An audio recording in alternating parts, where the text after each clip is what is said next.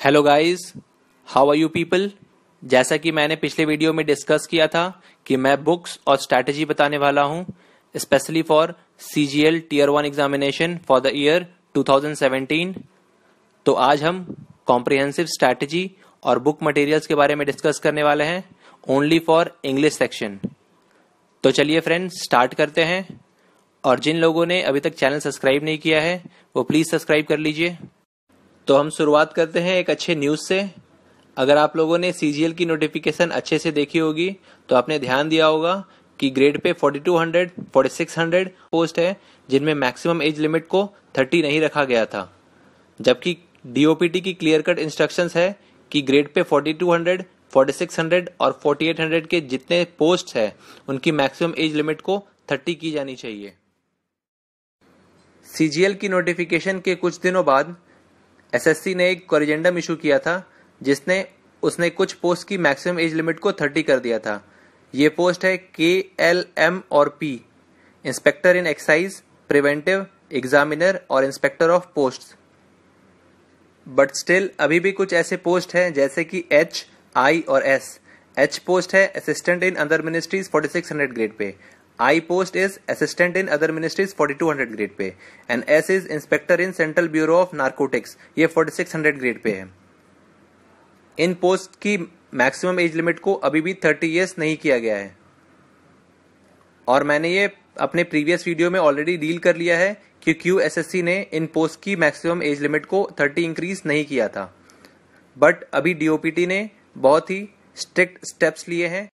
DOPT ने recently एक urgent meeting hold करने का फैसला लिया है जिसमें उन्होंने सारे मिनिस्ट्रीज और डिपार्टमेंट्स को कॉल किया है जो कि सीजीएल एग्जामिनेशन में पार्टिसिपेट करते हैं, और ऐसे सारे पोस्ट जिनकी ग्रेड पे 4200, 4600 और 4800 है उनकी रिक्रूटमेंट रूल्स को चेंज करनी है और मैक्सिमम एज लिमिट को 30 इयर्स करना है।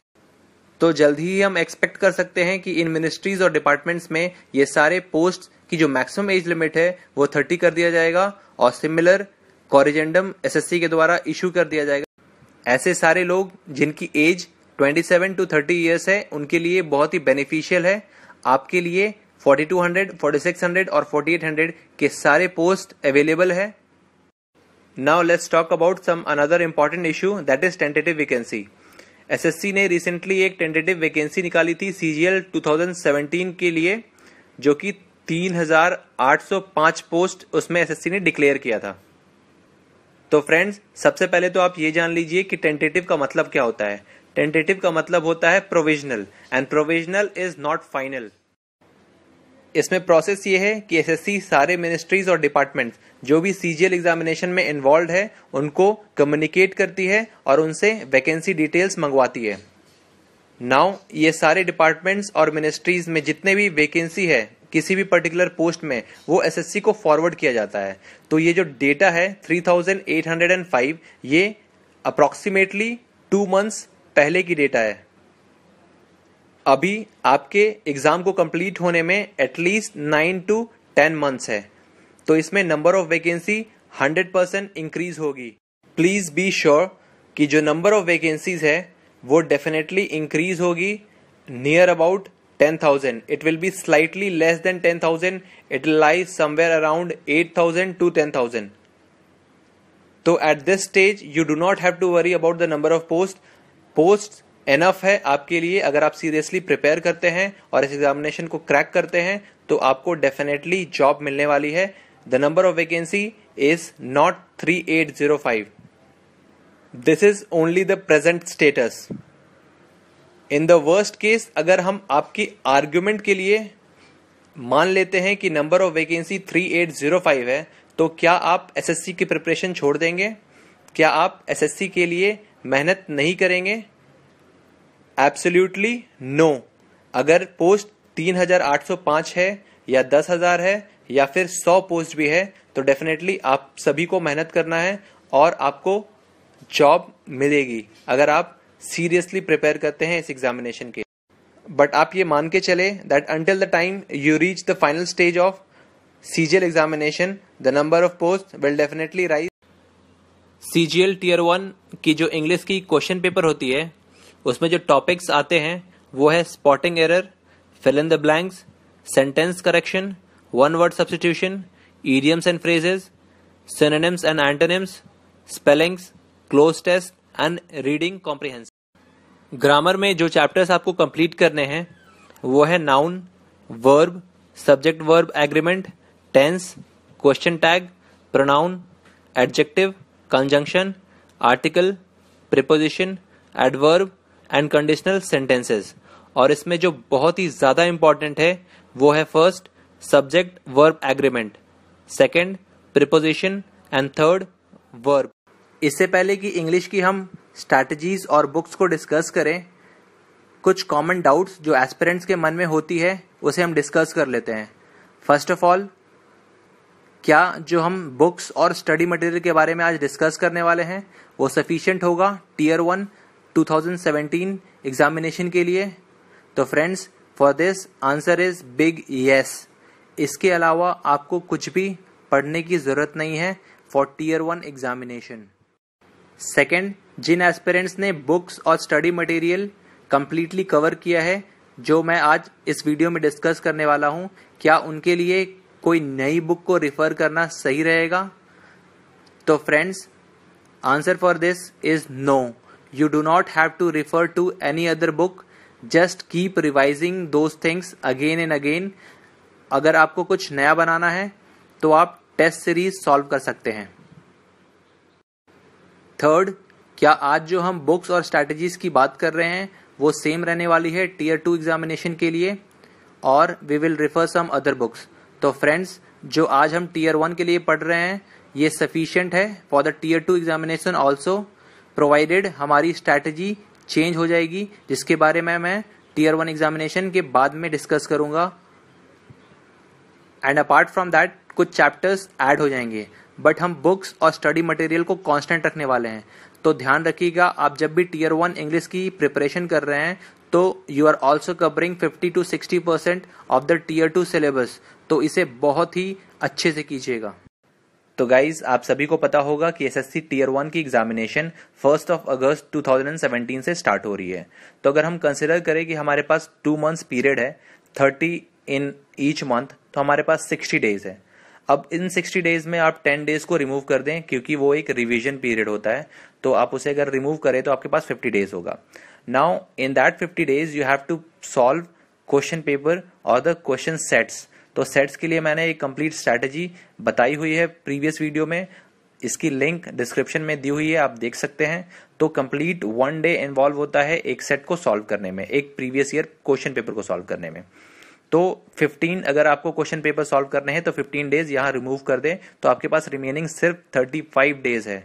तो इफेक्टिवली आपको स्टडी करने के लिए 35 डेज है जिसमें आप अपनी मैक्सिमम इनपुट दें ताकि आपको अच्छा रिजल्ट हो. तो जैसा कि फ्रेंड्स मैंने पिछले वीडियो में बता दिया है that English will be the game changer. तो आइए हम इंग्लिश टीयर 1 की बात करते हैं, how to prepare and what strategies and book you will follow. And moreover this will also cover 50 to 60% of your tier 2 syllabus in English. सबसे पहले बात करते हैं हम बुक्स की. तो इंग्लिश सब्जेक्ट के लिए आप सिर्फ 2 बुक्स फॉलो करेंगे, not more than 2 books in any case. Definitely आप किसी पर्टिकुलर प्रॉब्लम के लिए रिफर कर सकते हैं किसी थर्ड बुक को, बट थॉरली आप 2 बुक्स को कवर करेंगे.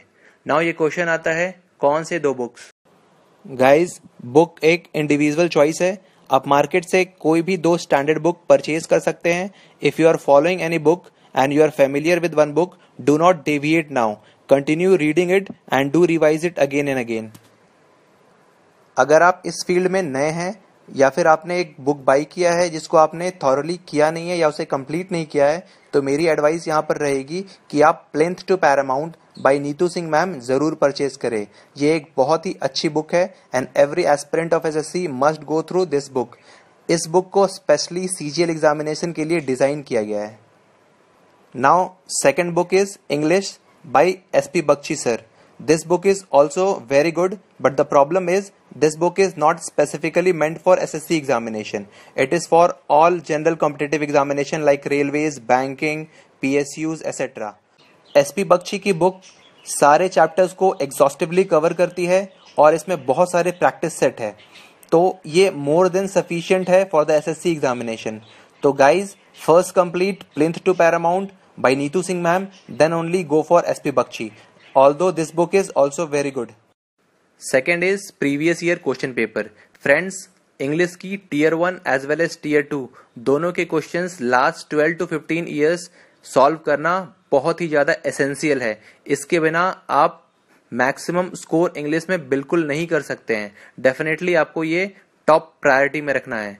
बुक्स किरण पब्लिकेशन आप ले सकते हैं प्रीवियस ईयर, और one book is also there by Ajay K Singh sir. Both the books are good as compared to other books available in the market, but दोनों ही books में बहुत सारी गलतियां हैं. आप completely इन books पे rely मत कीजिए. इनके answers में आप Google कीजिए और इसे check कीजिए, then only believe such answers. Guys, third is workbook or the question banks. इन दोनों ही books Plinth to Paramount as well as MB Publication, दोनों books में after every chapter there is workbook or the question bank which you can solve, but this is not sufficient. आपको solve करना होगा question bank from the coaching institutes. बहुत सारे major coaching institute जैसे कि Paramount, KD Campus, Career Power और BSc, जिसमें SSC specific जो workbook है उसे आप complete करेंगे और उसे revise करेंगे. 20 days बिफोर टीयर 1 एग्जामिनेशन आप सॉल्व करेंगे इंग्लिश टेस्ट सीरीज से. टेस्ट सीरीज आपको बहुत सारी कोचिंग इंस्टीट्यूट से मिल सकती है, या फिर किरण पब्लिकेशन के बैक में भी बहुत सारे test series, model test series दिए हुए हैं. एग्जाम से 20 दिन पहले आप रोज एटलीस्ट 50 क्वेश्चन इंग्लिश की सॉल्व करेंगे फ्रॉम द टेस्ट सीरीज और उसे एनालाइज करेंगे. गाइज, अब हम बात करते हैं स्ट्रैटेजी या फिर ट्रिक्स की. तो सेक्शन वाइज इसे डील करते हैं. सबसे इंपॉर्टेंट यहाँ पर वोकैबुलरीज है. गाइज, ये वोकैबुलरीज आपको सिर्फ एंटोनिम्स और सिनोनिम्स में हेल्प नहीं करती है. बहुत सारे अदर क्वेश्चन जैसे cloze test, passage, fill in the blanks और ऐसे बहुत सारी जगह में आपको ये हेल्प करेगी. वोकैबुलरीज के लिए सबसे अच्छी सोर्स एसएससी की प्रीवियस 15 ईयर क्वेश्चन पेपर है.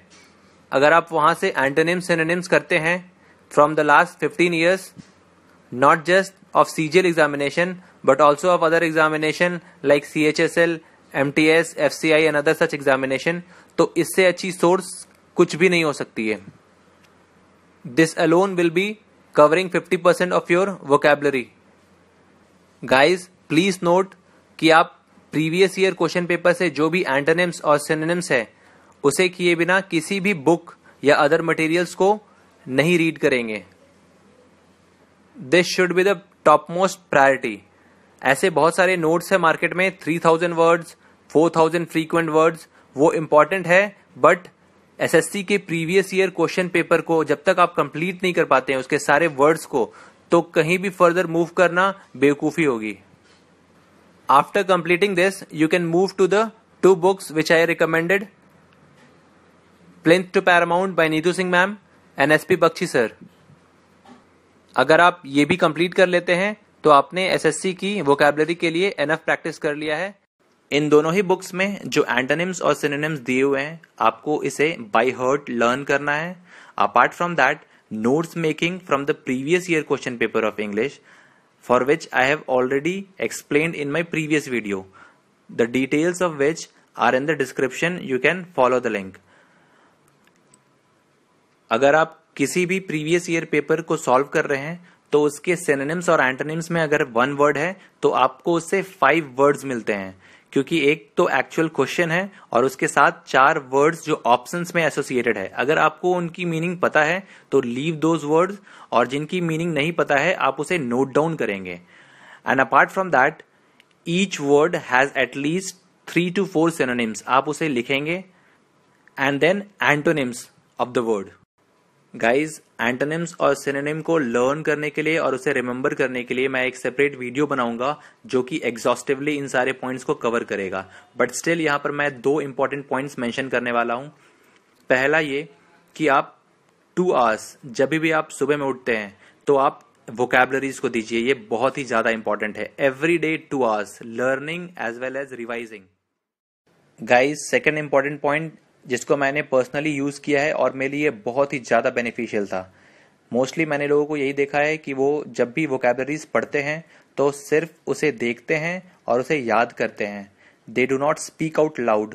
तो इसके लिए आप ये कर सकते हैं कि आप वर्ड्स को रिकॉर्ड कर सकते हैं in your mobile phones. Mostly बहुत सारे लोग जब भी कोचिंग इंस्टीट्यूट जाते हैं या फिर अपने वर्क प्लेस जाते हैं तो म्यूजिक सुनते हैं। फ्रेंड्स, अगर आप एसएससी की तैयारी कर रहे हैं तो आपको होल हार्टेडली इसके लिए डिवोट होना पड़ेगा। तो उस फ्री पीरियड को आप यूटिलाइज कर सकते हैं, वर्ड्स को सुन सकते हैं और उसे रिमेंबर कर सकते हैं। ये बहुत ही ज़्यादा इफेक्टिव है। इसमें आप 30 मिनट्स की ऑडियो रिकॉर्डिंग करेंगे अपने मोबाइल फ़ोन में, जिसमें आप एक वर्ड को पहले बोलेंगे, देन उसे स्पेल आउट करेंगे। एग्जाम्पल मैं बताता हूँ, appease, APPEASE, then few seconds of gap, जिसमें आप रिमेंबर करने की कोशिश करेंगे कि उसकी सिनोनिम्स और एंटोनिम्स क्या है। Then after 3 to 4 seconds of gap you will say the synonyms 3 to 4 and then antonyms and then go to the next word. Guys, यहाँ पर वोकैबलरी के लिए आप डिक्शनरी बिल्कुल भी नहीं पढ़ेंगे। अगर ज़रूरत है तो आप गूगल को रेफर कर सकते हैं। Now will talk about cloze test. English में सबसे ट्रिकीएस्ट क्वेश्चन क्लोज टेस्ट होता है। नाउ यहाँ पर इम्पॉर्टेंट ये है कि आप राइटर के मूड को जानें। तो इसके लिए आपको क्लोज टेस्ट को एक बार पढ़ना पड़ेगा without filling the option. Just एक बार आपको उसे रीड करना पड़ेगा to know the mood of the writer. क्या वो पॉजिटिव है या नेगेटिव है, या फिर कोई हाइपोथेटिकल सिचुएशन के बारे में बात हो रही है, स्टैटिस्टिक्स है, इकोनॉमी है और समथिंग एल्स।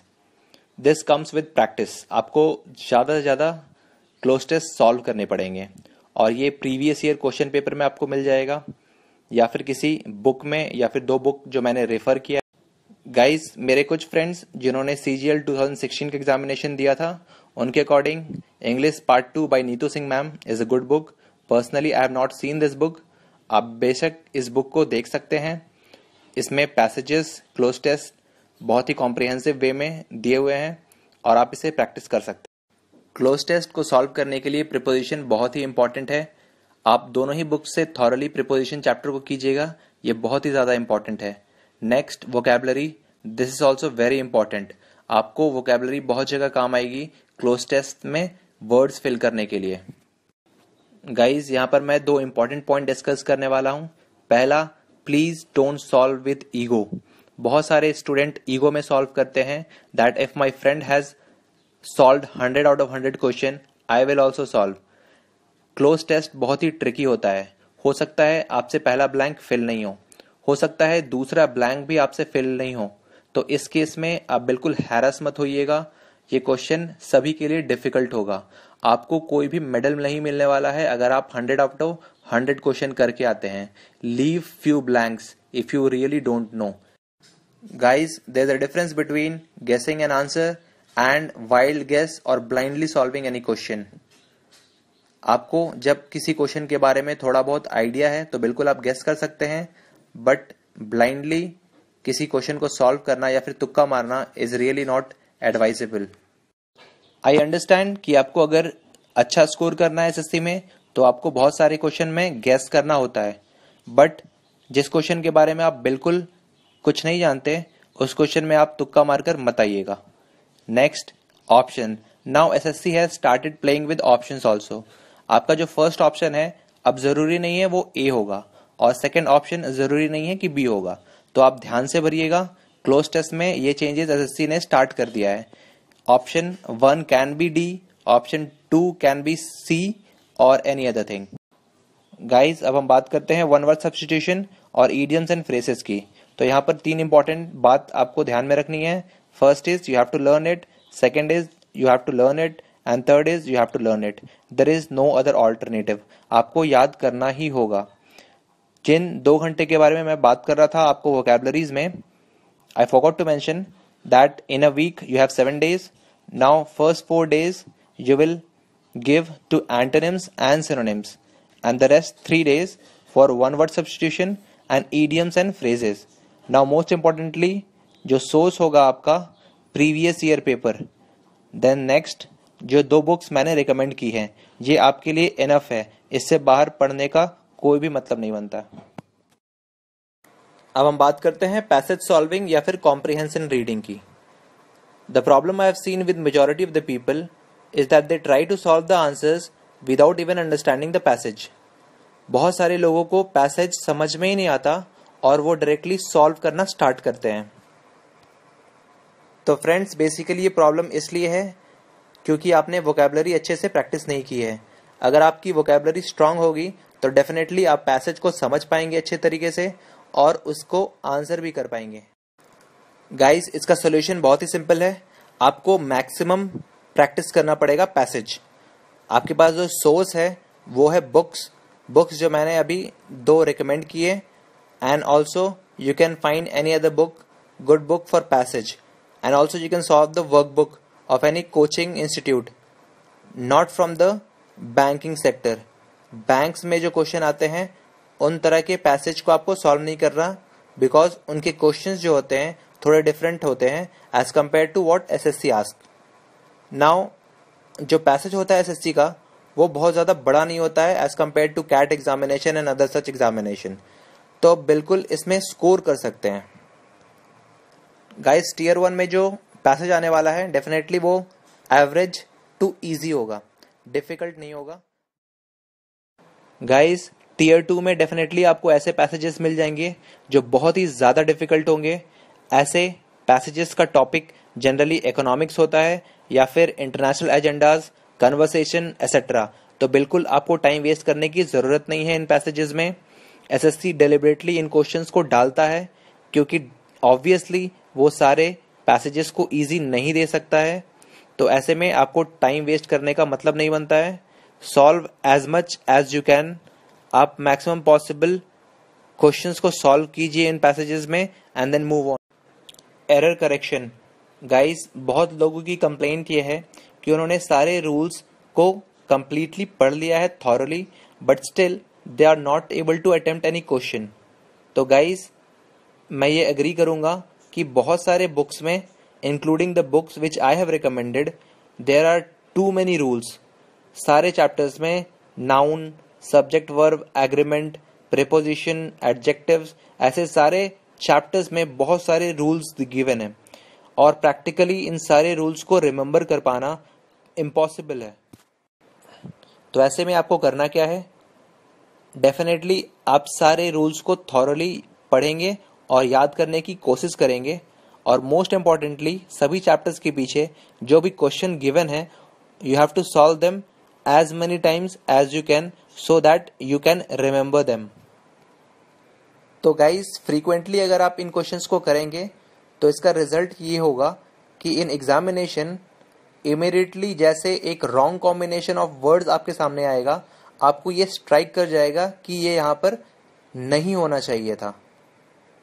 अगर आपने इनफ प्रैक्टिस की होगी तो इमीडिएटली आप उस एरर को कैच कर सकते हैं। Now guys, rule is very important without any doubt, but in examination you don't have enough time कि आप उसे एनालाइज करें, और इमीडिएटली कुछ भी चीज आपके माइंड में नहीं आता है जब तक आपने उसे प्रीवियसली सॉल्व नहीं किया हो। तो प्रैक्टिस इसमें बहुत ही ज्यादा इंपॉर्टेंट है। जब तक आप प्रैक्टिस नहीं करेंगे आप एरर सॉल्विंग के क्वेश्चंस को अच्छी तरीके से नहीं कर पाएंगे। Guys, something important to note here is, ऐसे बहुत सारे रूल्स है ग्रामर में जो कि बहुत ही ज़्यादा इंपॉर्टेंट है और वो आपको इंग्लिश की कोई भी स्टैंडर्ड बुक में मिल जाएगी। सारे कोचिंग इंस्टीट्यूट्स में इन्हीं रूल्स को पढ़ाया जाता है। Some saying as 100 rules, some saying 50 rules, but ये सारे रूल्स सेम होते हैं। एसएससी इन्हीं रूल्स को यूज करके क्वेश्चन को फ्रेम करती है, sometimes in error correction, sometimes in fill in the blank. Next is fill in the blanks question और ऑल्टरनेटिव वर्ड्स। नाउ गाइस, इसके लिए सबसे इंपॉर्टेंट है प्रीवियस ईयर क्वेश्चन पेपर को सॉल्व करना और अगेन एंड अगेन सॉल्व करना, not just once. जो बुक्स मैंने बताए हैं उसमें बहुत सारे क्वेश्चंस है फिल इन द ब्लैंक्स के, ऑल्टरनेटिव वर्ड्स के। यहाँ पर भी वोकैबुलरी बहुत ज़्यादा इंपॉर्टेंट रोल प्ले करने वाला है। Practice as much as possible and revise it as much as possible, this is the only way. इन दोनों ही टॉपिक्स में आपने जो चैप्टर्स में पढ़ा है rules as well as vocabulary बहुत ज़्यादा हेल्पफुल होने वाली है। गाइज, यहाँ पर जिन लोगों की इंग्लिश थोड़ी वीक है और मैथ्स एवरेज या फिर अबव एवरेज है, वो डेफिनेटली रीजनिंग और मैथमेटिक्स के क्वेश्चन को टीयर 1 में ईजिली सॉल्व कर पाएंगे। तो मैक्सिमम टाइम आप इंग्लिश को दीजिए, 50% ऑफ योर प्रिपरेशन टाइम। ये एक स्ट्रॉन्ग फाउंडेशन या फिर बेस बनाएगा आपके टीयर 2 इंग्लिश एग्जामिनेशन के लिए। और जिन लोगों की इंग्लिश अबव एवरेज है वो 30% of their time of preparation English को देंगे। टीयर 1 के लिए जो आप स्कोर टारगेट करेंगे वो 20 प्लस क्वेश्चन आउट ऑफ 25। तो 20 और मोर देन 20 क्वेश्चन आपके सही होने चाहिए out of 25 in tier 1 in 10 minutes of time, not more than 10 minutes. And in English tier 2 examination 150 plus marks. तो डेफिनेटली इनिशियली आपके लिए डिफिकल्ट होने वाला है इन 10 minutes of time, but finally during the day of the examination you have to solve 25 question in 10 minutes only. Guys, if you like the video, do hit the like button and share it.